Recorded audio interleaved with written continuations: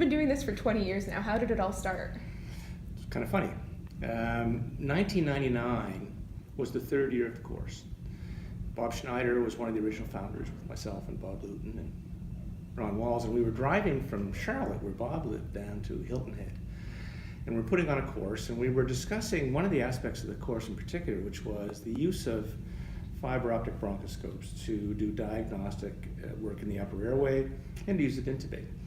Because most emergency medicine physicians, we knew because of a study Rich Levitin had published, about 70% of them had access to these scopes, but they almost never touched them. And so we thought, well, how can we demystify it? And so we were talking about how to demystify it, how to show how easy it was. And Bob said, all out of nowhere, why don't you scope yourself? And I thought, well, that sounds crazy. No one would ever do that. I said, why don't you scope yourself? So we had this discussion back and forth. Then we got to Hilton Head to put on the course. I had 47 people scope me using a large bronchoscope through my nostril. It was a killer. So the next course was in Las Vegas. And I said, I'm not going to do that again. I'm going to actually topicalize my nose with some topical local anesthetic, and I'll show you that in a second. And I'm going to do it to myself. And the reason is that if I have control of the scope, I know what not to touch. So if I don't want to gag, I don't have much of a gag reflex anyway, or I don't want to cough, then what I do is that, I make sure the scope doesn't touch those things that make me gag and cough. So that's how it all started. To get some self-control there. And yeah. Right, exactly.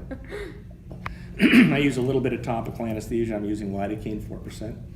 And I'm using what's called a mucosal atomization device just to allow me to spray the stuff into my nostril. Mm-hmm. And I really only numb up my nose. I don't numb the back of my throat. I don't numb the airway. And the reason for that is I'm not going to touch anything when I'm in there. So what I do is it's very straightforward. I drop a little bit of this stuff in a syringe, and I don't use very much. People say, how come you don't get toxic?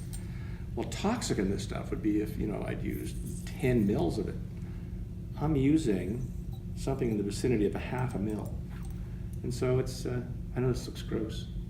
Let's go for it. So I just slide it in and give myself a squirt. And I know my right nostril is my best nostril. I mean, I've been in both, but I know my right's best because it's bigger.